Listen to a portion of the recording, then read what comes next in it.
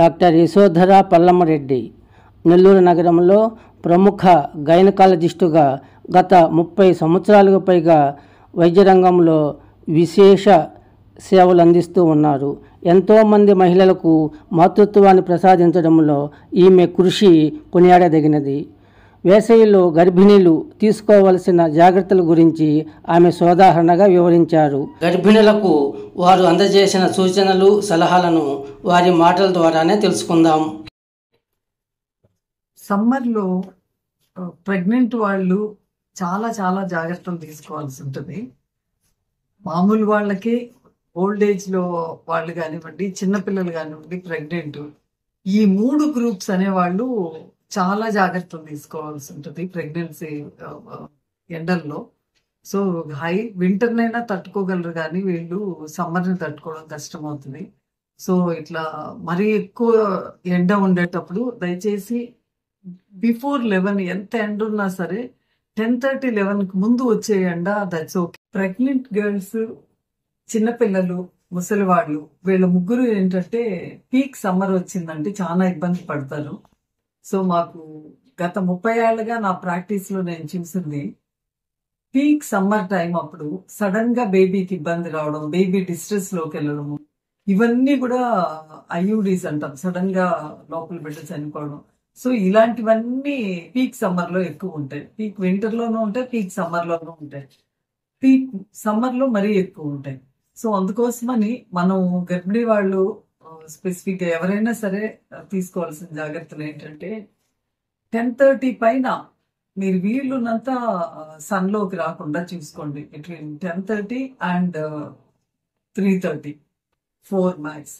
So అంతవరకు మీరు protection లో ఉండండి. తర్వాత ఇంకా మీరు దయచేసి ఎవరు కూడా ఆ పీక్ సన్ ఉండే టైంలో బయట తిరగద్దు. సపోజింగ్ బయట తిరగాల్సిన అత్యవసర పరిస్థితి వచ్చింది అంటే, ఇంటి నుంచి రాబోయే ముందే హైడ్రేషన్ ఉండేట్టు బాగా ఫ్లూయిడ్ తీసుకోండి. అంటే ప్లెయిన్ వాటర్ కాదు, కొబ్బరి బొండా నీళ్ళు కానివ్వండి, లేదా మజ్జిగ, నీరు మజ్జిగ లాగా చేసుకొని తాగడం. సో మజ్జిగలో కూడా కొద్దిగా కరివేపాకు అదేసి, కొద్దిగా అల్లం వేసి, కొంచెము కొద్దిగా షుగర్, కొద్దిగా ఉప్పు అట్లా వేస్తే అన్ని లవణాలు అన్ని సమపాళ్లలో ఉండి చాలా హెల్దీగా ఉంటుంది మజ్జిగ.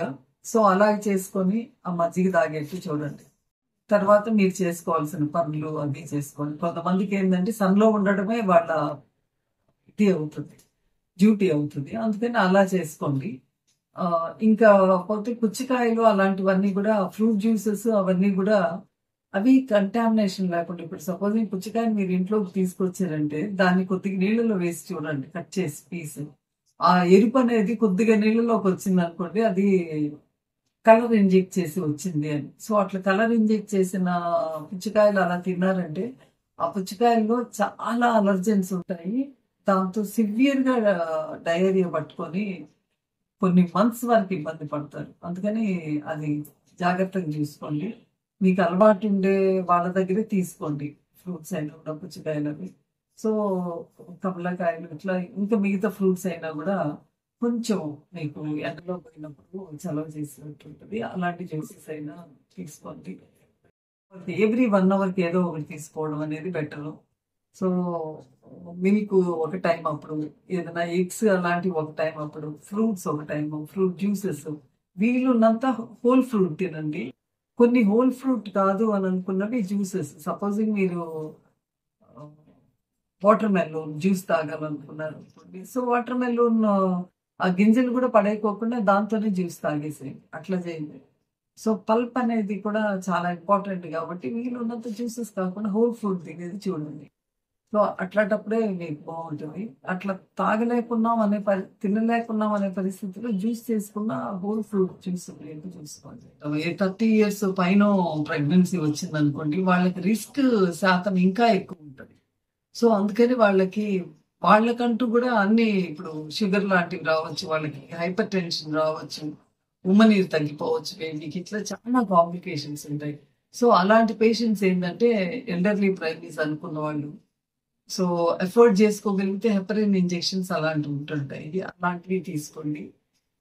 లేదా ఆర్జినైట్రిక్ సాచెట్స్ టాబ్లెట్స్ అలాంటివి ఉంటుంటాయి, అలాంటివైనా తీసుకోండి మీ డాక్టర్ ప్రిస్క్రిప్షన్ తోటి.